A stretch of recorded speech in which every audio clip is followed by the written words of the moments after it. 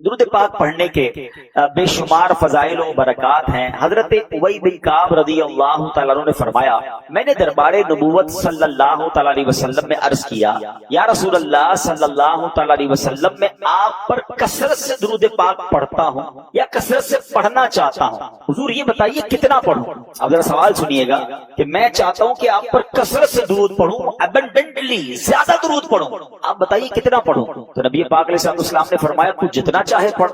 تو کہتے حضور میں اپنے دن بھر کے معمولات سے وقت نکال کر میں اپنے بقیہ ٹائم کا جو 1/4 ٹائم ہے، چوتھائی حصہ آپ پر درود پڑھتا رہوں گا۔ آقا علیہ السلام فرماتے ہیں جتنا چاہے پڑھ، اگر اس سے بھی زیادہ پڑھے گا تو تیرے لیے بہتر ہے۔ کہتے حضور پھر میں ایسا کرتا ہوں کہ میں حدیث کا خلاصہ پیش کر رہا ہوں، میں ایسا کرتا ہوں کہ اپنا ہاف ٹائم، ڈے کا ہاف ٹائم جو ہے وہ میں درود پاک پہ صرف کروں گا۔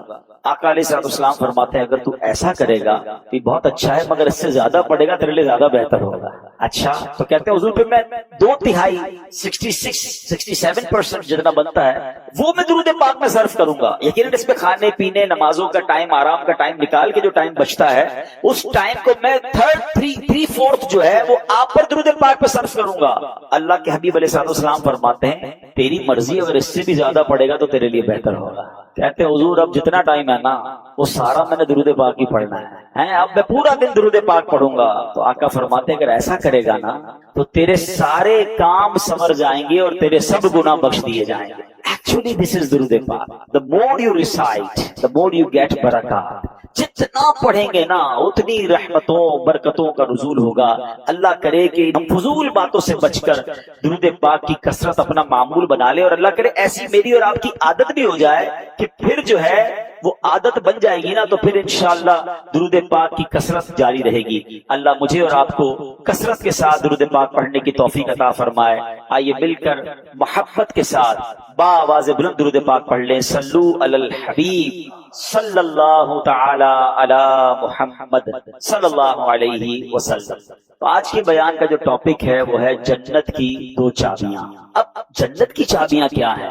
سب سے پہلے ہمیں جہنم کے بارے میں پتا ہونا چاہیے کہ وہ کتنی سیویئر ہے، کتنا خطرناک وہ مقام ہے۔ اللہ تعالی ہم سب کو محفوظ فرمائے۔ یعنی اس کی سیویئرٹی کو اس بات سے 2 باتیں بتاتا ہوں، ورنہ تو اتنی ڈیٹیل ہے کہ بندہ وہ ڈیٹیل پڑھ لے تو اس کے رونگٹے کھڑے ہو جاتے ہیں اور امیجنیشن بھی آپ نہیں کر سکتے۔ یعنی دنیا کی سب سے زیادہ خطرناک آگ میلٹ کر دیتی ہے۔ کبھی اسٹیل مل کے بارے میں آپ نے دیکھا ہوگا کہ وہ بڑے بڑے لوہے کی راڈز کو بالکل میلٹ کر دیتے ہیں۔ کبھی سونار کی دکان پہ آپ نے سنا ہوگا یا دیکھا ہوگا کہ وہ گولڈ کو لکوڈ فارم میں لے آتے ہیں۔ یعنی اتنی ایکسٹریم فائر دنیا میں موجود ہیں کہ جس کا ہم نارمل لائف میں تصور بھی نہیں کر سکتے۔ پتہ نہیں کتنے 1000 سینٹی گریڈ تک وہ آگ جاتی ہے۔ جن کی فیکٹریز ہیں وہ ان چیزوں کو ذرا زیادہ اچھے طریقے سے سمجھتے ہیں کہ کس قدر زیادہ گرم اور کتنی ہیٹ ہوتی ہے جو دنیا کی آگ ہے۔ روایتوں میں آتا ہے کہ دنیا کی آگ سے 70 گنا زیادہ سخت جہنم کی آگ، کوئی بیئر ہی نہیں کر سکتا نا۔ اچھا، دنیا کی آگ سے روشنی ہوتی ہے، ٹھیک ہے نا، جب بھی آگ جلے گی تو آپ کو لائٹ فیل ہوگی۔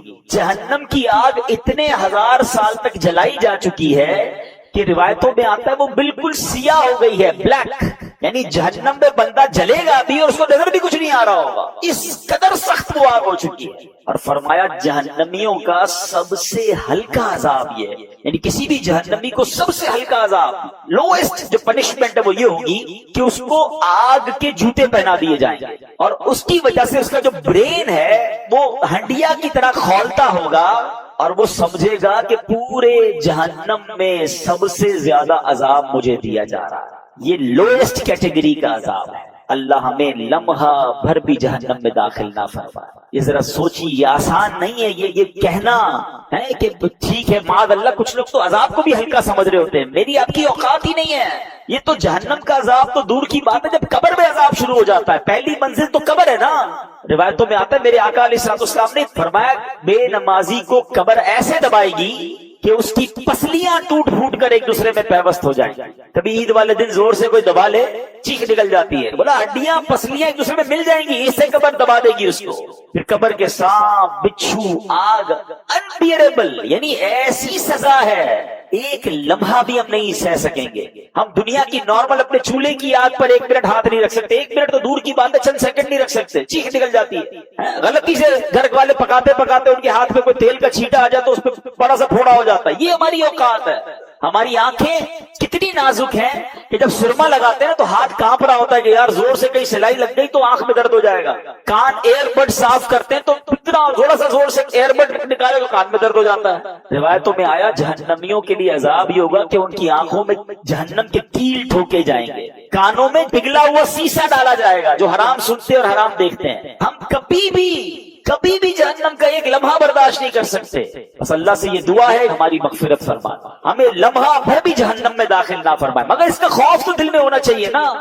یہ دعا جو ہے نا اللہم اجرنا من النار, یہ اپنی دعاؤں میں شامل رکھیں کہ یہ جہنم کے عذاب سے جو اللہ ہمیں محفوظ فرمائے. وہ ایسی آگ ہے, وہ ایسی پنشمنٹ ہے, اللہ تعالیٰ محفوظ فرمائے. اب آتے ہیں کہ جہنم میں نہیں جانا انشاءاللہ, تو کہاں جانا ہے؟ جنت میں جانا ہے. تو سب سے پہلے جنت ہے کیسی؟ جب تک آپ کو یہ اندازہ نہیں ہوگا نا تو بندے کو پتا ہوتا ہے کہ یار ایسی جنت ہے, چلو پھر جنت میں جانے کی تیاری کریں. آج دنیا میں ہماری بہت سارے ڈریمز ہیں, یار اس کالونی میں گھر ہو جائے, ایسی گاڑی ہو جائے, اتنے پیسے آ جائیں, اتنی لگژریز مل جائیں. کچھ بھی نہیں ہے یہ دنیا کی لگژریز اور دنیا کی چیزیں. سب سے پہلی بات تو ہماری تمام لگژریز اور تمام چیزوں کی ایکسپائری ڈیٹ ہے. ٹھیک ہے نا, ہم سب نے دنیا سے جانا ہے. یہ ساری نعمتیں ادھر رہ جائیں گی, میں اکیلا قبر میں چلا جاؤں گا. تو وہ چیز جس کے لیے میں اسٹرگل اتنی ساری کرتا ہوں تھوڑے عرصے میں چھوڑ جاؤں گا. تو اس کے لیے کوشش کروں یا اس نعمت کے لیے کوشش کروں کہ اگر مل گئی تو اس کی کوئی ایکسپائری ڈیٹ نہیں ہے. قرآن کہتا ہے ہم فیہا خالدون, ہمیشہ اس میں رہیں گے. جو جنت میں چلا گیا نا ایک بار, ہاں یہ ذرا غور سے سنیے گا, جنت میں جو ایک بار داخل ہو گیا اب کبھی جنت سے باہر نہیں نکالا جائے. اب وہ ہمیں اس موت ہی نہیں ہے نا جنت میں, تو ہمیشہ جنت میں رہے گا. ہم فیہا خالدون. اور خدا نہ خواستہ کسی کا ایمان چھین لیا گیا اور کفر پر مرا, چاہے اس کے روزے ہیں, حج ہیں, زکاتیں ہیں, عبادتیں ہیں, وہ جہنم میں جائے گا اور پھر کبھی جہنم سے نہیں نکالا جائے گا. ہم فیہا خالدون. اچھا, ان 2 کیٹیگریز کے علاوہ ایک تیسری کیٹیگری بھی ہے کہ جو مسلمان ہوں گے, گناہگار ہوں گے, اللہ ان سے ناراض ہوگا اور وہ اپنے سزاؤں کو بھگتنے کے لیے جہنم میں جائیں گے. پھر ایک پرٹیکولر ٹائم کے بعد ان کو جہنم سے نکالا جائے گا. وہ کتنے 100 سال ہیں, وہ کتنے 1000 سال ہیں, اور پھر ان کو جنت میں ڈالا جائے گا. مگر ہم رب سے یہی دعا کرتے ہیں کہ اللہ ایک لمحے کے لیے بھی جہنم میں مت ڈال. اگر میں آپ کو کہوں کہ دنیا کا سب سے لگژری ہاؤس کون سا ہے تو فوراً آپ کے دماغ میں کوئی بہت بڑا محل جناب جس کے بہت سارے کمرے ہوں گے, لگژریس آپ کوئی جگہ دیکھ لیں گے. اچھا, دماغ میں نہیں آئے گا, آپ انٹرنیٹ پہ سرچ کر لیں گے کہ دنیا کا سب سے ایکسپینسو گھر کون سا ہے. میں کہوں گا بتائیے دنیا کا سب سے مہنگا کھانا اور جناب لگژری فوڈ کون سا ہے. یا تو آپ کے دماغ میں کچھ نعمتیں آ جائیں گی یا آپ انٹرنیٹ پہ سرچ کر لیں گے. اچھا, دنیا کا سب سے اچھا ایئر کرافٹ کون سا ہے, دنیا کی سب سے اچھی گاڑی یا جناب بوٹس کون سی, جو بھی لگژری چیز ہے یا تو وہ آپ کے دماغ میں ہے یا آپ اس کو انٹرنیٹ پہ سرچ کر کے دیکھ سکتے ہیں. ایسا ہی ہے نا. مگر یہ اس سے بھی اوپر کی بات ہے, فرمایا دماغ میں آ ہی نہیں سکتی ہے. نہ کسی آنکھ نے دیکھا نہ کسی کان نے سنا, اللہ نے ایسی نعمتیں تیار کر رکھی. تو ٹرائی ٹو امیجن, یعنی دنیا کی سب سے قیمتی چیز وہ بھی میری آنکھ نے دیکھ لی یا کان نے سن لی یا دل پر خیال آ چکا ہے, اللہ نے جنت اس سے بھی وراء الورا تیار رکھی ہے. تو پھر ذرا سوچئے وہ جنت کیسی ہوگی. ایک اور خوبصورت میں آپ کو ڈیٹیل بتاتا ہوں. تفسیر قرآن صلاۃ الجنان میں مفتی قاسم صاحب نے اس کو اور اچھے انداز میں بیان کیا. یاد رہیے حضرت عبداللہ ابن عباس کی ایک روایت ہے کہ جنتیں 8 ہیں, ٹھیک ہے, اور ان کے نام کیا کیا ہیں. 8 جنتوں کے نام سن لیں. دار الجلال, دار القرار, دار السلام, جنت عدن, جنت ماوا, جنت خلد, جنت الفردوس اور جنت نعیم. یہ 8 جنتیں ہیں. جنت عدن کے بارے میں حضرت انس رضی اللہ عنہ سے روایت ہے کہ نبی پاک علیہ السلام نے فرمایا, جو میں نے ابھی حدیث بیان کی نا کہ کنکریاں موتی کی ہیں, یاقوت کی ہیں, ایک اینٹ جو ہے وہ سونے کی ہے, ایک چاندی کی. جنت العدن کی تفصیل تھی. اور اسی طرح نبی پاک علیہ السلام فرماتے ہیں کہ جب اللہ تعالیٰ نے جنت عدن کو پیدا فرمایا تو اس میں وہ چیزیں پیدا فرمائیں جنہیں نہ کسی آنکھ نے دیکھا، نہ کسی کان نے سنا، نہ کسی انسان کے دل میں خیال آیا۔ پھر اللہ تعالیٰ نے جنت عدن سے کہا مجھ سے کلام کر، تو جنت کیا کہتی ہے؟ قد افلح المؤمنون، بے شک ایمان والے کامیاب ہو گئے۔ تو اللہ پاک ہمیں ایمان پر استقامت نصیب فرمائے، لمحہ بھر بھی ہمارا ایمان ہم سے ضائع نہ ہو۔ اب جنت ہے کتنی بڑی؟ میرے رب کی جنت بہت بڑی ہے، یہ دنیا بہت چھوٹی ہے اس کے آگے۔ سنیے، حضرت سیدنا عبادہ بن صامت رضی اللہ عنہ روایت کرتے ہیں کہ رحمت کونین صلی اللہ علیہ وسلم نے ارشاد فرمایا جنت میں 100 منزلیں ہیں، 100 درجے اس کے، اور ہر 2 منزلوں کے درمیان اتنا فاصلہ ہے جتنا زمین اور آسمان کے درمیان فاصلہ ہے، یعنی اتنی اس کی اونچائی اور اتنی اس کی گریڈز کہنے ہیں۔ پھر فرمایا کہ اگر اس کے ایک درجے میں تمام جہانوں کے لوگ بھی جمع ہو جائیں تو وہ سب کو کافی ہو جائے گی، یعنی تمام جہانوں کی، صرف اس جہان کی بات نہیں ہو رہی، سارے جہانوں کے لوگ جمع ہو جائیں تو بھی جنت کا ایک درجہ سب کو کافی ہو جائے گا۔ اللہ نے اس کے 100 درجے بنائے ہیں۔ اچھا پھر سنیے، اب لباس کیسا ہوگا؟ لوگ یہاں پر بڑے مہنگے مہنگے لباس دے کر دل چھوٹا کر لیتے ہیں، برانڈڈ لوگ لباس پہنتے ہیں، میرے پاس نہیں ہے، دل چھوٹا نہ کیا کرو۔ میں آپ کو ایک اور خوبصورت کمپیریزن ابھی تھوڑی دیر بعد بتاؤں گا۔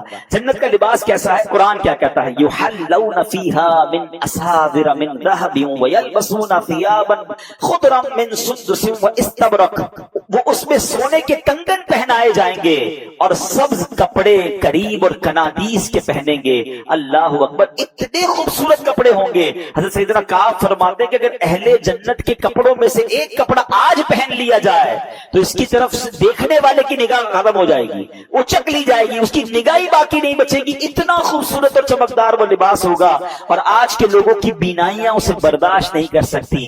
ایسا لباس جنتیوں کو پہنایا جائے گا۔ اچھا جنتیوں کی عمر کتنی ہوگی؟ کوئی بچہ بھی دنیا سے انتقال کر جاتا ہے، کوئی بوڑھا بھی انتقال کر جاتا ہے، مگر سنو جنت میں سب کی عمریں 30 سال کی ہوں گی، جتنے جنتی ہوں گے سب 30 ایئرس کے ہوں گے۔ اور ایک اور خوبصورت بات یہ ہے کہ جنتی آپس میں جب ملیں گے نا تو ان میں آپس میں رشتہ دار بھی ہوں گے۔ کیسا منظر ہوگا جب انشاءاللہ جنت میں جائیں گے تو اپنے ماں باپ سے ملیں گے، اپنے دادا دادی سے ملیں گے، بچپن میں جن کو دیکھا ہی نہیں ان سے بھی اللہ نے چاہا، اللہ کرے انہیں بھی اللہ جنت نصیب کرے، ہمیں بھی نصیب کرے۔ وہ کیسی خوبصورت ملاقات ہوگی۔ اور سچی بات تو یہ ہے عاشق رسول کی نگاہیں تو وہاں بھی نبی پاک کو تلاش کر رہی ہوں گی۔ یقین کریں بڑی تمنا ہے کہ آقا کا دیدار کریں۔ کیسا منظر ہوگا؟ ہم صدیق اکبر کا جلوہ دیکھیں گے، حضرت عمر فاروق کو دیکھیں گے، حضرت عثمان غنی کو دیکھیں گے، ہمارے دلوں کا قرار مولا علی کو دیکھیں گے۔ اللہ اکبر، امام حسن اور حسین کیسی شخصیات ہیں کہ ہم جیسے گناہگار انہیں بھی دیکھیں گے۔ یہ تصور ہی کیسا ہے کہ سوچئے تو صحیح کس کس سے ملاقات ہوگی۔ اللہ کے نبی حضرت ابراہیم وہاں ہوں گے، حضرت موسیٰ کلیم اللہ ہوں گے، حضرت آدم جن کی اولاد ہے ان کو بھی تلاش کر کے ان کے پاس جائیں گے کہ حضور آپ کے صدقے ہم دنیا میں آئے۔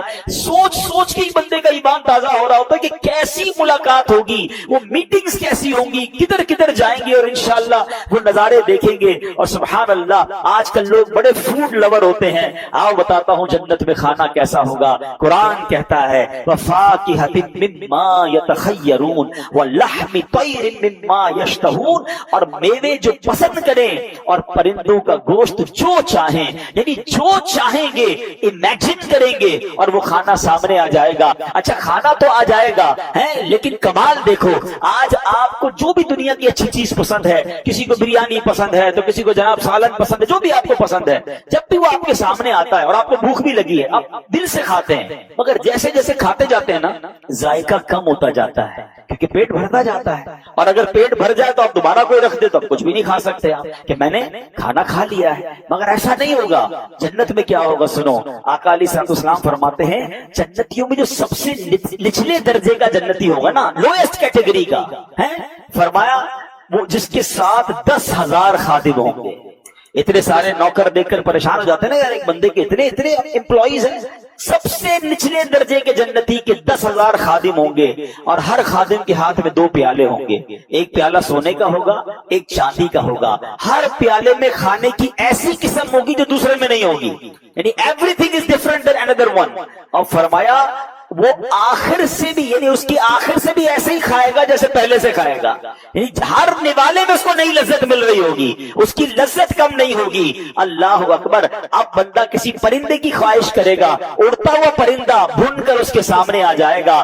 اللہ اکبر. اب ذرا غور کیجئے, اب کھانا تو کھا لیا, ہضم کیسے ہوگا؟ آج کے دور میں تو ہمیں واش روم کی ضرورت پڑتی ہے, یہ بھی ایک پاکیزگی کے معاملات ہو جاتے ہیں, گندگی کے معاملات ہوتے ہیں. فرمایا جنت میں کوئی اس طرح کی حاجت نہیں ہوگی. ایک خوشبودار ڈکار آئے گی اور سارا کھانا ہضم ہو جائے گا. ہلکا سا پسینہ نکلے گا, وہ بھی خوشبودار ہوگا, اور تمام چیزوں سے بندہ فارغ ہو جائے گا. ان تمام حاجتوں کی اسے ضرورت نہیں ہوگی. جنتیوں کو جنت میں پاکیزہ شراب بھی پلائی جائے گی. کیسا مشروب ہوگا؟ اللہ اکبر. یطوف علیہم ولدان مخلدون. قرآن کہتا ہے ان کے گرد پھریں گے ہمیشہ رہنے والے لڑکے, باکواب و اباریک, اور آفتاب اور جام ان کے سامنے ہوں گے, وکأس من معین, اور ان کے سامنے بہتی شراب, لا یصدعون عنہا ولا ینزفون. ان کو پی کر نہ درد سر ہوگا نہ مدہوش ہوں گے, کوئی ہوش میں فرق نہیں آئے گا. یعنی ایسی پاکیزہ شراب ہوگی کہ جو انسان کو مدہوش نہیں کرے گی بلکہ اس کی لذت ملے گی. اچھا جناب, دنیا میں ایک اور لگژری کیا ہے یار, اس ملک کا موسم بڑا اچھا ہے, ویدر انجوائے کرنے چلتے ہیں. آؤ بتاتا ہوں جنت کا موسم کیسا ہوگا. اللہ نے کتنی ڈیٹیل میں قرآن میں جنت کو بیان کیا ہے. اللہ اپنی نعمت کے بارے میں فرماتا ہے لا يرون فيها شمسا ولا زمهريرا. فرمایا نہ اس میں دھوپ دیکھیں گے نہ سخت سردی. یعنی جنت کا موسم بالکل خوبصورت. علماء کہتے ہیں جو صبح کو موسم ہوتا ہے یا شام کا جو موسم ہوتا ہے, ماڈریٹ کلائمیٹ جو ہوتا ہے, جنت کا موسم بھی ایسا ہوگا. جنت کے درخت کیسے ہوں گے؟ میرے آقا فرماتے جنت میں ہر درخت سونے کا ہے, ہر درخت کا تنا جو ہے وہ سونے کا ہے. اچھا پھل کیسے ہوں گے اور پھل سرو کیسے ہوں گے؟ اللہ اکبر. حضرت سیدنا برا بن عازب رضی اللہ تعالیٰ نے فرمایا کہ اللہ عز و جل کے فرمان وَذُلِّلَتْ قُطُوفُهَا تَذْلِيلًا, اور اس کے گچھے جھکا کر نیچے کر دیے گئے ہوں گے. اس کی تفسیر میں فرماتے ہیں کہ اہل جنت جنت کے پھل بیٹھ کے کھا سکیں گے اور لیٹ کر بھی کھا سکیں گے. یعنی درخت ان کے قریب آ جائے گا اور وہ بیٹھے بیٹھے درخت سے پھل توڑ کر فریش فروٹس جو ہیں وہ جنتی کھا سکیں گے. اللہ اکبر. اب آگے چلیے, جنت میں ایک اور اللہ کی نعمت, وہ جنت کی حوریں ہیں جو اللہ نے نیک بندوں کے لیے تیار کر رکھی ہیں. سیدنا سعد بن ابی وقاص سے روایت ہے, ترمذی کی حدیث ہے. اللہ کے حبیب علیہ السلام نے فرمایا اگر جنتیوں میں سے کوئی شخص دنیا کی طرف جھانکے اور اس کے کنگن ظاہر ہو جائیں تو اس کی روشنی سورج کی روشنی کو مٹا دے جیسے کہ ستاروں کی روشنی کو سورج مٹا دیتا ہے. اور فرمایا بے شک حوروں میں سے ہر حور کی پنڈلی کی سفیدی 70 ہلوں کے باہر سے نظر آتی ہے, بلکہ اس کی پنڈلی کا مغز تک نظر آتا ہے. آقا فرماتے ہیں کہ اگر ان میں سے کوئی دھاگا ڈالو پھر اسے بند کر دو پھر بھی اس کے باہر سے تمہیں وہ دھاگا نظر آئے گا. تو سبحان اللہ, اللہ نے ایسی جو پاکیزہ حوریں ہیں وہ جنتیوں کے لیے تیار کر رکھی ہے. مجھے اور آپ کو دنیا میں جس جس چیز سے روکا گیا نا اس کا بہترین آلٹرنیٹ جنت میں رب نے تیار کر رکھا ہے. شراب سے روکا, یہ گندی شراب نہ پیو, یہ جہنم میں لے جائے گی. صبر کر لو, اللہ نے جنتیوں کے لیے پاکیزہ شراب تیار کر رکھی ہے. بے پردہ, بے حیا اور تمہاری غیر محرم عورتوں کے قریب بھی مت جاؤ. صبر کر لو, اللہ نے جنت میں حوریں تیار کر رکھی ہیں. حرام روزی کما کر مہنگے کھانے کے پیچھے مت بھاگو, صبر کر لو. اللہ نے تمہارے لیے پاکیزہ جنتی کھانے تیار کر رکھے ہیں. تمہیں شاندار گھر یہاں نہیں بنا سکے, کوئی بات نہیں, صبر کرو, مت مایوس ہو, صبر کر لو. اللہ نے جنت میں تمہارے لیے شاندار محل, ارے کون سا دنیا کا محل ہے جس کی ایک اینٹ سونے کی اور دوسری اینٹ چاندی کی ہے, اللہ نے وہ تیار کر رکھی ہے. مردوں سے کہا زیور مت پہننا, دل چاہتا ہے کچھ لوگوں کا کوئی پتہ نہیں بریسلیٹ پہنتا ہے, کوئی چینیں پہنتا ہے, مت پہنو بھائی, ادھر تھوڑی دیر کی زندگی ہے, اب جانے والے ہیں. مگر وہاں جائیں گے اللہ نے جنتیوں کے لیے جنتی زیور تیار کر رکھے ہیں. ایچ اینڈ ایوری تھنگ جس چیز سے ہمیں دنیا میں روکا ہے اس کا شاندار عظیم و شان نعم البدل جو ہے جنت میں تیار کر رکھا ہے. اب آپ کی مرضی ہے, 50 60 70 سال کی زندگی میں ادھر مزے لینے ہیں, مزے پھر بھی نہیں ملتے, لیکن اگر پھر بھی لینے ہیں, یا وہ ختم نہ ہونے والی جو زندگی ہے جس پہ رب کے وعدے ہیں وہ نعمتیں تمہارا انتظار کر رہی ہیں, تو عقل مند وہ ہے جو شارٹ ٹرم تھوڑی دیر کا پین لیتا ہے اور لانگ ٹرم گین حاصل کرتا ہے. اللہ کرے یہ بات سمجھ آ جائے کہ دنیا میرا امتحان ہے, دنیا میرا ٹیسٹ ہے, اور ڈیسٹنی اور میرا جو ڈیزگنیشن ہے, میرا جو ڈیسٹینیشن ہے, میری جو منزل ہے وہ میری جنت ہے, تو مجھے اس کی تیاری کرنی ہے. اللہ کرے اس دنیا میں آ کر ہم یہ سمجھ جائیں کہ شیطان آئے گا آپ کی طرف بڑھ کر, کبھی پیسوں کی صورت میں آئے گا, کبھی لگژریز کی صورت میں آئے گا, کبھی عیاشی کی صورت میں آئے گا, کبھی حرام کی صورت میں چیزیں لے کر آئے گا. اب آپ نے ادھر ڈیسیشن لینا ہے کہ مجھے دنیا کے حرام کی طرف جانا ہے کہ جنت کی نعمتوں کی طرف جانا ہے. عقل مند وہ ہیں جو دنیا میں جیتے اس لیے ہیں کہ میں نے جنت میں جانا ہے. اور یہی بات رب نے قرآن میں فرمائی ہے, الذی خلق الموت والحیات لیبلوکم ایکم احسن عملا. ہم نے موت اور زندگی کو پیدا ہی اسی لیے کیا ہے. قرآن نے خود کہہ دیا کہ ہم نے موت اور زندگی کو پیدا ہی اسی لیے کیا ہے تاکہ دیکھیں تم میں سے کون اچھے عمل کر کے آتا ہے. مسئلہ سمجھ آیا آپ کو؟ ہم دنیا میں ایگزامینیشن ہال میں آئے ہیں. It is actually over examination hall. آپ کہیں یار 60 سال کا ایگزام, 70 سال کا ایگزام. ہاں بھائی, دنیا میں 2-3 گھنٹے کا امتحان ہوتا ہے تو ایک کلاس آپ فارورڈ ہوتے ہیں نا, ٹھیک ہے. یہ 60-70 سال کا ایگزام ہے, جتنی زندگی اتنا ایگزام ہے, مگر اس کا انعام بہت بڑا ہے جس کی کوئی ایکسپائری ڈیٹ ہی نہیں ہے.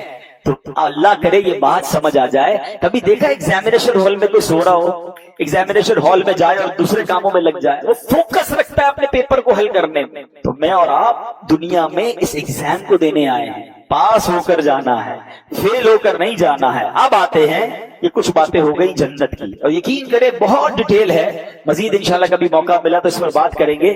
اب آتے ہیں کہ what is the way to get جنہ. کوئی گارنٹی, کوئی طریقہ کہ ہمیں پتہ چل جائے ہمیں جنت ملے؟ اللہ اکبر. میرے آقا علیہ السلام ہیں, انہوں نے ایک حدیث کے ذریعے گارنٹی دے دی. ہاں, یہ بہت کم حدیث ہے اس طرح کی. اس میں اللہ کے نبی نے گارنٹی دی ہے کہ تم میں سے جو مجھے 2 چیزوں کی گارنٹی دے دے میں اسے جنت کی گارنٹی دے دوں. Only 2 things. کوئی بہت لمبی لسٹ نہیں ہے. حدیث کیا ہے؟ بخاری شریف کی حدیث ہے. جو مجھے دونوں جبڑوں اور دونوں ٹانگوں کے درمیان والی چیز کی حفاظت کی ضمانت دے, میں اسے جنت کی ضمانت دیتا ہوں. That's it. کیا فرما دیا؟ اب اس کا مطلب کیا ہے؟ اس کی شرح میں علماء نے لکھا کہ 2 جبڑوں کے درمیان کیا ہے؟ زبان, اور 2 ٹانگوں کے درمیان کیا ہے؟ پرائیویٹ پارٹ, شرمگاہ. جو مجھے اپنی شرمگاہ کی ضمانت دے دے, حفاظت کرے گا اس کی, اور اپنی زبان کی حفاظت کی مجھے گارنٹی دے, میں اسے جنت کی ضمانت دیتا ہوں. تو اس کا ایک اور دوسرا مطلب یہ بنتا ہے کہ اٹس ناٹ دیٹ ایزی. یہ دونوں چیزوں کو سیکیور کرنا اتنا آسان بھی نہیں ہے. جنت مل رہی ہے نا اس کے بدلے. ابھی میں نے کہا نا, جو ایمان پر جس کا خاتمہ نہیں ہوگا تو جنت میں کیا, جہنم میں ہمیشہ رہے گا, جنت میں جائے گا ہی نہیں. ایک زبان کا جملہ میرا سب کچھ ڈسٹرائے کر سکتا ہے. حدیث سنیے, ترمذی کی حدیث. سیدنا بلال بن حارث رضی اللہ تعالیٰ سے مروی ہے کہ رسول اللہ صلی اللہ تعالیٰ علیہ وسلم نے فرمایا کہ بندہ زبان سے بھلائی کا ایک کلمہ نکالتا ہے, only one sentence, حالانکہ وہ اس کی قدر و قیمت نہیں جانتا, اس کو پتہ بھی نہیں ہوتا, تو اس کے باعث اللہ عز و جل قیامت تک اس کے لیے اپنی رضامندی لکھ دیتا ہے. یعنی ایسا جملہ نکل جاتا ہے اس سے, اسے پتہ بھی نہیں ہے, اللہ نے قیامت تک کر لیے اپنی رضامندی لکھ دی. اور اگلا پارٹ کیا ہے؟ بے شک ایک بندہ اپنی زبان سے برا کلمہ نکالتا ہے اور وہ اس کی حقیقت نہیں جانتا, اللہ عز و جل اس کی بنا پر اس کے لیے اپنی قیامت تک کے لیے ناراضگی لکھ دیتا ہے. 1 sentence تمہیں جنت میں لے جا سکتا ہے, ایک جملہ. اللہ ناراض ہو گیا تو وہی جہنم میں لے جانے کے لیے کافی ہے. Try to understand the importance of your tongue. نبی پاک علیہ السلام سے ایک بار کسی صحابی نے پوچھا کہ مجھے ایسا عمل بتا دیں کہ میں اپنے اوپر لازم کر لوں. پیارے آقا نے اپنی زبان کی طرف اشارہ کر کے فرمایا کہ اس پر قابو پا لو. اللہ اکبر. اور پھر ایک بار ایک صحابی کہتے ہیں, آپ مجھ پر سب سے زیادہ کس چیز کا خوف کھاتے ہیں؟ تو اللہ کے حبیب علیہ السلام نے اپنی زبان کی طرف اشارہ کر کے فرمایا, اس کا ہمیں تو فکر ہی نہیں ہے, جو منہ میں آیا بول دیا. حالانکہ آپ ذرا غور کریں, زبان کی حفاظت کے لیے 32 پہرے دار ہیں, 32 دانت ہے, پھر زبان پیچھے رکھی گئی ہے, لیکن جب یہ چلتی ہے نا تو 32 پہرے داروں کا پہرا توڑ کر وہ کچھ کر جاتی ہے, گناہوں کی انبار لگا دیتی ہے, لوگوں کے دل توڑ دیتی ہے, میں احساس ہی نہیں ہوتا.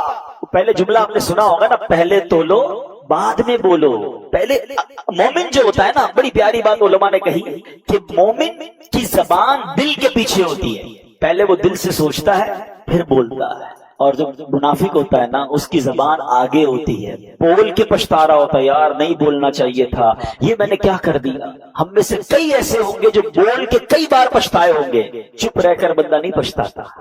تو سوچیے ہم کیا بول رہے ہیں. میری یہ بات کہیں اللہ کی ناراضگی کا سبب تو نہیں بنے گی. میں اگر اس ایک حدیث کو سمجھنے کی کوشش کریں نا کہ ایک جملہ جنت میں جانے کا سبب بن سکتا ہے, ایک جملہ جہنم میں جانے کا سبب بن سکتا ہے, تو مجھے بتائیں کہ جو روز اچھی باتیں کر رہا ہے, قرآن پڑھ رہا ہے, حدیث پڑھ رہا ہے, درود پڑھ رہا ہے, بیان کر رہا ہے, بیان سن رہا ہے, اچھی باتیں کر رہا ہے, لوگوں کو پیار سے گفتگو کر رہا ہے, دل جوئی کر رہا ہے, تو کتنا زیادہ چانس ہے کہ اس کی روٹین میں چونکہ اچھی باتیں ہیں, زبان سے اللہ رسول کا ذکر ہے, تو انشاءاللہ کوئی نہ کوئی جملہ ایسا نکل ہی جائے گا میرے رب کی رحمت سے کہ اس کی بخشش کا سامان بن جائے گا. اور جو پورا دن بری باتیں کر رہا ہے, دوستوں کے ساتھ بیٹھتا ہے تو گالیاں دیتا ہے, کاروبار کرتا ہے تو جھوٹ بولتا ہے, کبھی کسی کو ڈانٹ رہا ہے, کبھی کسی کو جھاڑ رہا ہے, کبھی کسی کا دل توڑ رہا ہے, زبان چلی جا رہی ہے, تو کتنا سیویئر چانس ہے, کتنا ڈینجرس چانس ہے کہ اس کی زبان سے کوئی ایسا جملہ نکل سکتا ہے جو قیامت تک کے لیے اللہ کی ناراضی کا سبب بن سکتا ہے. تو زبان ایمان بھی دلا سکتی ہے, زبان ایمان سے خارج بھی کر سکتی ہے. اچھا یہ ایک اور بات کر لوں, کچھ لوگ کہتے ہیں شیطان جو ہے نا وہ پتہ نہیں کیسے دماغوں پر قبضہ کرتا ہے. لوگ کہتے ہیں یار مولویوں نے جو ہے نا دین بڑا مشکل کر دیا ہے, کیا ایک جملے سے بندہ ایمان سے خارج ہو جائے گا؟ ایک جملے سے کیا ہوتا ہے بھائی, اللہ معاف کرنے والا ہے. واہ بھائی واہ, ٹھیک ہے چلے میں 2-3 اور مثالیں دے دیتا ہوں. پہلے تو پہلی مثال یہی ہے کہ 60-70 سال کوئی کفر پر رہے اور کلمہ پڑھ لے صدق کے دل کے ساتھ, تو مسلمان ہوگا کہ نہیں ہوگا؟ تو 70 سال کے کفر ایک طرف ایک جملے سے مسلمان ہو سکتا ہے, تو کیا ایک جملے سے باہر نہیں ہو سکتا؟ ٹھیک ہے اچھا اور مثال لے لیں, تھوڑی اور مثالیں سمجھا دوں. ایک عورت اجنبی جا رہی ہے, میرا کوئی رشتہ نہیں ہے اس سے, 2 مرد 2 گواہوں کی موجودگی میں چند جملے ہی کہنے ہیں نا. نکاح میں کیا ہوتا ہے, ایجاب و قبول ہی ہے نا. وہ عورت جس سے کوئی رشتہ نہیں, چند جملوں سے کیا ہو گئی, زوجہ بن گئی, بیوی بن گئی, پردہ بھی ختم ہو گیا. اچھا اسی عورت کے ساتھ 50 سال گزار لیے, کئی بچے ہو گئے, وہ دادی بن گئی, نانی بن گئی, چند جملے کہہ دیے, کیا ہوگا؟ طلاق کے جملے کہے تو گئی نا, غیر ہو گئی نا. یار اتنا پرانا رشتہ چند جملوں سے ختم. ٹرائی ٹو انڈرسٹینڈ زبان کیا چیز ہے. چند جملوں سے غیر کو اپنا کر سکتی ہے اور چند جملوں سے اپنے کو غیر کر سکتی ہے. ٹھیک ہے, تو بہت ساری چیزیں ہم زندگی میں کر رہے ہوتے ہیں, اس میں سمجھ آ رہی ہوتی ہے. اس معاملے میں بندہ شیطان کہتا ہے نہیں یار کچھ نہیں ہوتا کچھ, ارے توبہ کر لو بھائی, اگر زبان سے نکل گیا ہے تو کیوں ضد کر رہے ہو, اور سمجھو اس بات کو. اچھا دنیا میں چلیں, میں کئی ممالک کی آپ کو مثال دوں گا, عقل مندوں کے لیے اشارہ کافی ہے. ہمارے ملک میں بھی آپ کچھ اداروں کے بارے میں بات نہیں کر سکتے, کچھ شخصیات کے بارے میں بات نہیں کر سکتے. آپ بات کریں آپ کو پکڑ لیا جاتا ہے, کئی ملکوں میں قانون ہے. تو آپ کہیں یار جملے ہی تو کہتے بھائی, تو بھائی جملے نہیں کہہ سکتے نا, منع ہے, ان کے قوانین ہیں. ٹھیک ہے ان کے قوانین پر آپ عمل کریں. ٹھیک ہے آپ کاروباری لوگ بیٹھے ہیں, آپ نے کسی کا کہا یہ ٹھیک ہے بھائی یہ سودا میں نے لے لیا آپ سے, یہ پلاٹ میں نے خرید لیا, یا میں نے کپڑا آپ سے خرید لیا, ڈیل کر لیا آپ نے, ایکسپٹ کر لیا. 1-2 مہینے بعد ریٹ نیچے چلا گیا, آپ کا یار کس بات کا سودا بھائی, جملہ ہی تو کہا تھا. نہیں زبان پکی بھائی, کاروبار کہتے اسی کو ہیں, منہ سے نکل گیا تو کرنا پڑے گا. ادھر سمجھ آ رہا ہے سب, شریعت کے معاملے میں نہیں یار ایک جملے سے کیا ہوتا ہے. تو کمال یہ ہے کہ شیطان غلط کہہ کر بھی ماننے نہیں دیتا, مسٹیک کو بھی ایکسپٹ نہیں کرنے دیتا, توبہ بھی نہیں کرنے دیتا. تو شریعت کے قوانین کو سمجھیں. جب دنیا میں ہم ایک جملے کی اہمیت کو سمجھتے ہیں اور وہاں نہیں سمجھتے, تو یہ بات ہمیں سمجھنی ہوگی.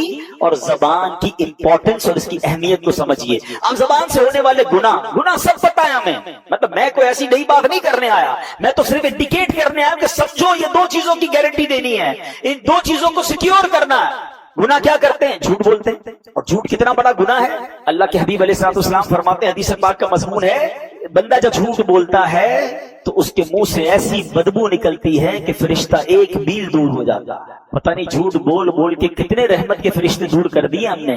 پھر کہتے ہیں گھر میں برکت نہیں ہے, دکان میں برکت نہیں ہے. ارے بھائی جھوٹ تو ختم کرو.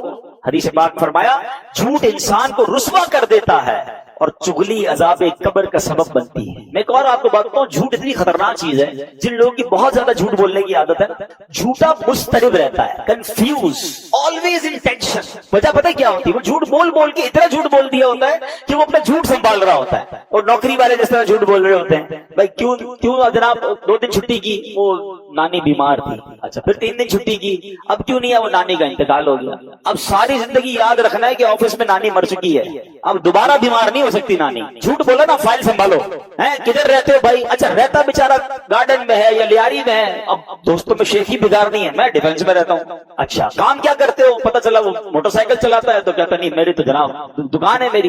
अब उसको डिफेंस का एड्रेस बताया, कारोबार दुकान बताया, सारी जिंदगी याद रखना कि इसको क्या बताया मैंने, तो झूठा टेंशन में ही रहेगा। भाई सच बोलो ना, क्या हर्ज है? आप नींद में भी कोई उठा के पूछेगा कहाँ रहते हो, आप प्रॉपर एड्रेस बताओगे, क्या काम करते हो सही बताओगे। जब सच बोलोगे, रिवायतों में आता है सच्चे के चेहरे पे नूर होता है, सच्चा रिलैक्स होता है, उसको कोई टेंशन नहीं होती। झूठ बोलने वाला मुस्तरिब रहता है, टेंशन में रहता है। आप देख लें नबी पाक अलैहिस्सलाम जब कुफार को तबलीग फरमाते थे ना, तो लोग पता क्या कहते थे? ऐसा चेहरा झूठे का चेहरा नहीं हो सकता। हमें ये नहीं पता आप क्या कह रहे हैं, मगर चेहरा बता रहा है कि ये सच बात है, जो आप कह रहे हैं वो सच्चे कलमा पढ़कर मुसलमान हो जाते हैं। सच्चे का चेहरा ही अलग होता है। अल्लाह करे कि ये बात हम सीखें। अच्छा हम अनडेलिबरेटली अपने बच्चों को झूठ सिखाते हैं। क्या सिखाते हैं? घर पे फोन आया, बेटा कह दो अब्बू नहीं है। अरे अब्बू ही कह रहे हैं अब्बू नहीं है, अब्बू सो रहे हैं, अब्बू जाग रहे हैं, कह रहे सो रहे हैं। अच्छा बच्चे को हम ये तो कह रहे हैं कि वो अब्बू के सामने झूठ बोल रहा है, लेकिन पता है क्या होता है? इसका नुकसान अब्बू को ही आगे जाके होता है। जब वही बच्चा बड़ा हो जाता है ना, फिर अब्बू को घुमा रहा होता है, नहीं अब्बू मैं उधर नहीं गया था, मैं तो दोस्तों में था, तो मैं तो उधर था। आपने शुरू से उसकी ट्रेनिंग की है झूठ बोलने की। बचपन से सिखाएं कि बेटा किसी हाल में झूठ नहीं बोलना। भूलने गौसे आजम का वाकया था, माँ ने क्या कहा था? झूठ मत बोलना, डाकुओं से बच गए ना। तो ये समझना है कि सच बोलना है। फिर इसी जबान से गीबत करते हैं, ये मुसलमान भाई का गोश्त खाने के मुतरादिफ है।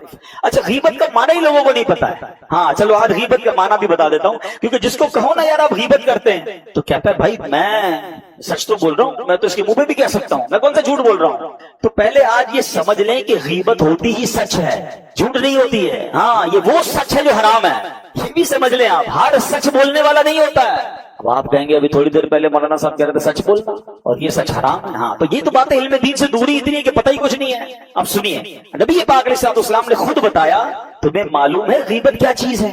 आका अलैहिस्सलाम खुद सवाल कर रहे हैं। लोगों ने अर्ज की अल्लाह और उसका रसूल इसका बेहतर इल्म जानते हैं। इरशाद फरमाया गीबत ये है कि तुम अपने भाई के बारे में ऐसी बात कहो कि जो उसे बुरी लगे। किसी ने अर्ज की कि अगर वो बुराई मेरे भाई में मौजूद हो तो फिर भी गीबत है? तो फरमाया हाँ, जो कुछ तुम कहते हो वो मौजूद है जब भी तो गीबत है, और अगर तुम ऐसी बात कहो जो उसमें मौजूद नहीं तो ये बुहतान है, ये उससे भी बड़ा गुनाह हो गया। मैं और आप एक नमाज ना पढ़े, अल्लाह ना करे कोई एक नमाज ना पढ़े, एक रोजा ना रखे, एक बार जनाब वो ज़कात ना दे, तो वो उसका और रब का मामला है ना। अल्लाह चाहे सारे गुनाह माफ कर दे, वो अलग बात है कि नमाज की कज़ा करनी पड़ेगी, ज़कातें अदा करनी पड़ेगी, लेकिन उसका और रब का मामला है ना। लेकिन हुकूकुल इबाद का मामला यह है, जब तक बंदा माफ नहीं करेगा रब भी माफ नहीं करेगा। किधर जाएंगे यार? रोज लड़ाई, रोज झगड़ा, रोज गालियां। मुझे एक भाई दोस्त मिले, मैंने कहा कितनी तनख्वाह है? कहता 80,000। मैंने कहा तनख्वाह तो अच्छी है। बोला 40,000 काम की तनख्वाह है, 40,000 गालियों की तनख्वाह है। सुबह शाम सेठ गालियां देता है। यार मैं सोचता रह गया यार, कहता क्या करूं, छोड़ दूंगा तो दूसरी जॉब नहीं मिलेगी। तुम गालियां देते हो यार, आपको शर्म नहीं आती जो ये काम करते हैं? वो गरीब इसलिए नहीं छोड़ रहा कि उसकी नौकरी चली जाएगी, मगर ये कयामत के दिन क्या जवाब देगा? सारी नेकियां देनी पड़ जाएंगी उसी नौकर को। तो ये जो मजलूम होते हैं ना, घबराया नहीं करो। जो आपको डांटते हैं, जो झाड़ते हैं, जो झड़कते हैं, दिल बड़ा रखो, हिसाब मिलना है। अल्लाह हौसला दे तो माफ कर दिया करो, लेकिन वो मारे जाएंगे जालिम। अल्लाह करे ये बात समझ आ जाए। मैं बात बहुत बड़ी कर गया हूं, लेकिन चूंकि मैं खुद इस तजुर्बे से गुजरा हूं और मुझे कभी कभी रहम आता है। यकीन करो कुछ लोगों पर रहम आता है कि यार उनकी जबान हर वक्त गीबत, बदगुमानी, लोगों से लड़ाई झगड़ा, तंज। मैं कहता हूँ यार इस बंदे का होगा क्या कयामत के दिन यार? कभी कभी हमें जब हमें सुना के जाता है ना, तो हमें लगता है यार कि चलो हम तो बर्दाश्त कर लेंगे, सुबह शाम कितनों को सुना रहा है, क्या बनेगा इसका यार? हर छोटी बात पर इमाम साहब को झाड़ना है, कभी मौजिन को झाड़ रहे होंगे, कभी खादिम पर चीख रहे होंगे। ये बेचारे लोग कुछ भी नहीं कर सकते। लेकिन आप सोचें आप अपने नामा अमाल में क्या क्या कर रहे हैं। आपने कभी मस्जिद का निजाम चलाया है? आते ही ऑर्डर चलाने, पंखा टाइम पे नहीं खोलते हो, लाइट नहीं खोलते हो, घर में जाए तो घर वालों की खैर नहीं, ऑफिस में जाए तो ऑफिस वालों की खैर नहीं, सबकी खैर नहीं, आपकी खैर ना चली जाए। जो ये बंदा हर किसी से लड़ रहा है ना, सोचिए उसका बनेगा क्या? जबान ये जन्नत में भी ले जा सकती है, यही जबान तुम्हें दोज़ख में, सारी नेकियां एक तरफ रह जाएंगी। बंदा कहता है मैंने इतने हज किए, इतनी सखावत कर रहा हूँ, इतनी मस्जिदें लाखों रुपए दीन पे खर्च करता हूँ, जबान सही चल रही है कि नहीं? लोगों के दिल आपसे मुतमईन है कि नहीं? मैं आपको सही बताऊं, कुछ लोगों से बात करने में डर लगता है, यार छोड़ो यार इससे बात नहीं करते। जब بھی بات کرے گا کوئی نہ کوئی جو نا اس نے ہنگامہ ہی کرنا ہے. آپ سوچے میں کہیں ایسا تو نہیں. آپ کو پتا میرے آقا علیہ السلام کیسے ہیں؟ ہائے ہائے اتنے سافٹ، اتنے حلیم، اتنے نرم کہ جس کو جو بات کرنی ہوتی میرے آقا سے بات کر لیتے. بچے بات کرتے، خواتین بات کرتی، گاؤں سے آنے والے لوگ بات کرتے. اتنے ایزی ٹو ایکسس ہے میرے آقا. فرماتے جب نبی پاک مدینے کی گلیوں میں نکلتے نا، بچے ہاتھ پکڑ لیتے، آقا کو جدھر لے جاتے میرے آقا ادھر چلے جاتے. ہم سے تو بیوی ڈر رہی ہوتی ہے، بات کروں کہ نہیں کروں، صاحب کا موڈ دیکھنا پڑے گا. بلکہ کچھ بیویاں تو اسٹاک ایکسچینج کی پہلے وہ مارکیٹ دیکھتی ہیں، آج پوائنٹ اوپر ہے نیچے، بات کروں نہیں کروں، ڈالر اوپر ہے تو بات کروں گی، ڈاؤن ہے تو نہیں کروں. ارے گھر ہے کہ کوئی آپ نے مارکیٹ بنائی بھی ہے، مارکیٹ اچھی ہے تو بیوی بات کرے گی، ورنہ بیوی بھی بات نہیں کرے گی. میرے پر ہی سارا غصہ آ جائے گا. بچے ڈر رہے ہیں، ابو سے بات کری، نہیں آج موڈ صحیح نہیں ہے. بیچارہ کسی ملازم کو کوئی کام ہے، مینیجر سے پوچھتا ہے بات کر لوں، نہیں صاحب بہت غصے میں. ارے صاحب کیوں اپنے آپ کو اپنا اورا ایسا کیوں رکھا ہے کہ لوگ آپ سے ڈر رہے ہیں؟ یار مومن تو آسان ہوتا ہے، جس کو جو بات کرنی ہے مجھ سے بات کرے، مجھ سے خوف نہ کھائے. اگر لوگ مجھ سے خوف کھائیں گے اور میرا رب ناراض ہو گیا تو میں پھر کتنے بڑے خوف میں مبتلا ہو جاؤں گا. نہیں رکھو روڈ میں لوگوں کو، نہیں رکھو تکلیف میں لوگوں کو، آسانیاں پیدا کریں، سافٹ ہو جائیں. واللہ جو لوگوں کے لیے آسان بنتا ہے اللہ اس کی زندگی آسان کر دیتا ہے. لوگ ملکے بچھاتے ہیں. اور میں آخری بات اس موضوع پہ اور کر دوں، دل تو بہت جلا ہوا ہے اور بھی بہت ساری باتیں یاد آ رہی ہیں. میں آپ کو ایک بات بتا دیتا ہوں، یہ جو طنز کرنے والے ہیں نا، جو لڑنے والے، جو جھگڑنے والے، جو دل توڑنے والے، یہ تنہا رہ جاتے ہیں. جب ان پہ کوئی مشکل وقت آتا ہے نا، ایک بندہ ان کے ساتھ نہیں کھڑا ہوتا. لوگ مجبوری میں ان سے تعلق میں رہتے ہیں، پیسے چاہیے ہوتے ہیں، نوکری چاہیے ہوتی ہے، بچے بھی کہتے ہیں کیا کرے ابا بھائی چلانا پڑے گا. لیکن whenever they become in any big problem، کوئی پرابلم ان پر آتی ہے نا، وہ alone رہ جاتے ہیں. اور جو لوگوں کے لیے آسانیاں کر رہے ہوتے ہیں نا، ان کی مشکل میں ساری دنیا ان کے ساتھ کھڑی ہو جاتی ہے، کیونکہ انہوں نے لوگوں کے لیے آسانیاں کی ہوتی ہیں. تو اگر آپ چاہتے ہیں کہ آپ کے خیر خواہ آپ کے ساتھ رہیں، بی پولائٹ، ہمبل، سافٹ، زبان اچھی استعمال کریں. بہرحال اب آتا ہوں دوسرے پوائنٹ کی طرف، وہ بھی بڑا خطرناک پوائنٹ ہے. کیا فرمایا؟ جو مجھے شرمگاہ کی گارنٹی دے.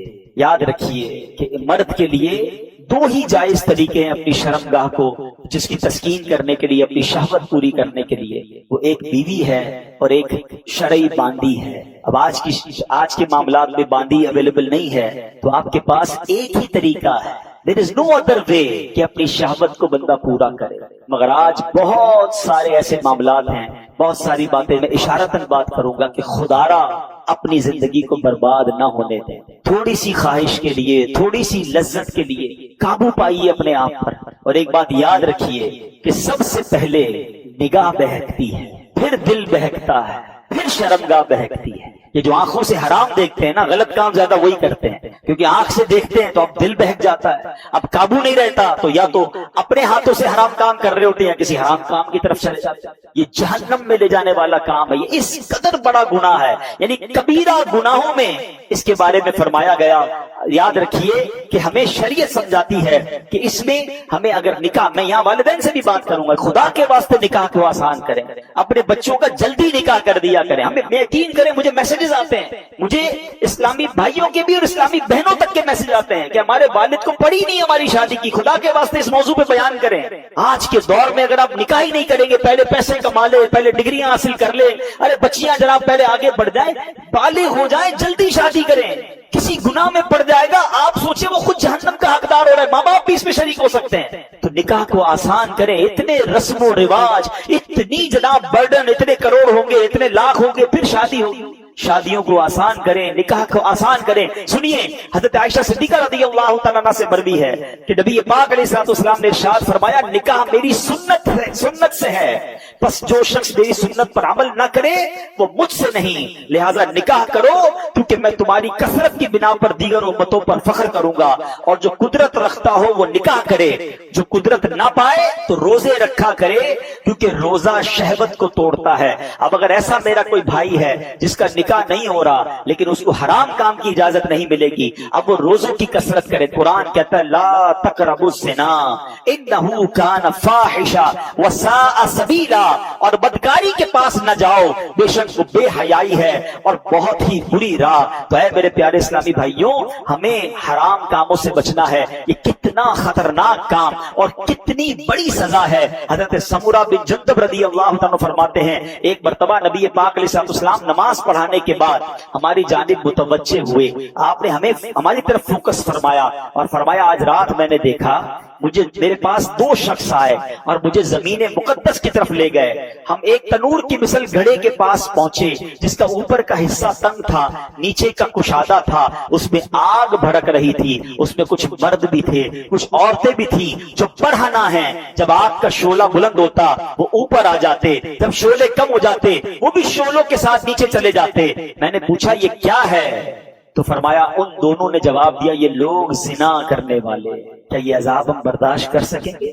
थोड़ी देर की लज्जत के लिए कहीं कयामत के दिन के खतरनाक अजाब के हम हकदार न ठहर जाएं। अल्लामा शम्सुद्दीन ज़हाबी नकल करते हैं कि ज़बूर शरीफ में है, बेशक जिना करने वालों को उनकी शर्मगाह के जरिए आग में लटका दिया जाएगा, उन्हें लोहे के कोनों से मारा जाएगा। जब वो मार पड़ने पर फरियाद करेंगे तो अजाब के फरिश्ते कहेंगे, ये आवाज उस वक्त किधर थी जब हंसते थे, खेलते थे और इतराते थे, बेहयाई करते थे और जिना करते थे, उस वक्त तुम्हें याद नहीं आया, अब चीखो पुकार कर रहे हो।